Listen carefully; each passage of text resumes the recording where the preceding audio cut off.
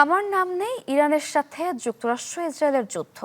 2 সপ্তাহ হলেও যুদ্ধ শেষ নিয়ে আছে ধোঁয়াশা। রয়টার্সের প্রতিবেদন বলছে, চলমান যুদ্ধ নিয়ে ট্রাম্পের উপদেষ্টাদের মাঝে তৈরি হয়েছে মতবিরোধ। কেউ দিচ্ছেন যুদ্ধ চালিয়ে যাওয়ার পরামর্শ, কেউ বা জোর দিচ্ছেন দীর্ঘমেয়াদে মধ্যপ্রাচ্য যুদ্ধে জড়িয়ে না পড়ে শান্তি প্রতিষ্ঠার দিকে। গ্লিটারের টুইন লেমন ও অ্যান্টিব্যাকটেরিয়াল ফর্মুলা বাসনকে চকচকে জীবাণুমুক্ত করে আমাদের দেয় গ্লিটার গ্যারান্টি।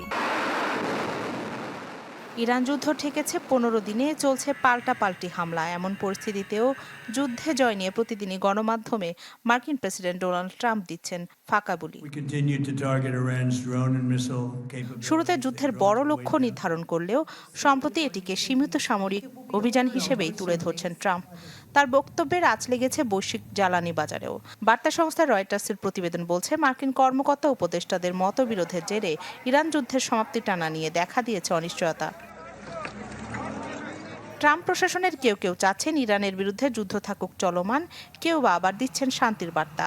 সব মিলিয়ে ট্রাম্প প্রশাসনের মধ্যেই তৈরি হয়েছে বিভক্তি। অর্থনৈতিক ও রাজনৈতিক উপদেষ্টারা সতর্ক করছেন, তেলের ধাক্কা এবং গ্যাসোলিনের দাম বাড়লে যুদ্ধের প্রতি দেশের মানুষের সমর্থন দ্রুত কমে যেতে পারে। হোয়াইট হাউসের chief of staff Susie Wiles ও তার ডেপুটি জেমস ব্লেয়ারের মতে, জ্বালানির দাম বাড়লে রাজনৈতিক প্রতিক্রিয়া বাড়তে পারে। ফলে ট্রাম্পকে যুদ্ধের লক্ষ্য সীমিতভাবে সংজ্ঞায়িত করে দ্রুত সমাপ্তির সংকেত দেওয়ার তাগিদ দিচ্ছেন তারা।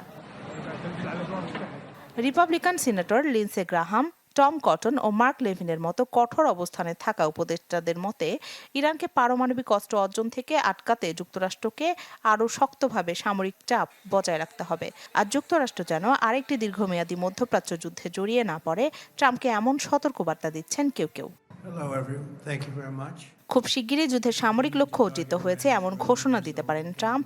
কিছু হোয়াইট হাউস কর্মকর্তা দিচ্ছেন এমন বার্তাও। তবে বিশ্লেষকদের মতে, ইরানের শাসক গোষ্ঠী কেবল টিকে থাকাকেই বিজয় হিসেবে তুলে ধরবেন, বিশেষ করে যদি তারা পাল্টা হামলার মাধ্যমে যুক্তরাষ্ট্র, ইসরায়েল ও তাদের মিত্রদের ক্ষতি করতে পারে। রাখি জেসমিন, চ্যানেল 24।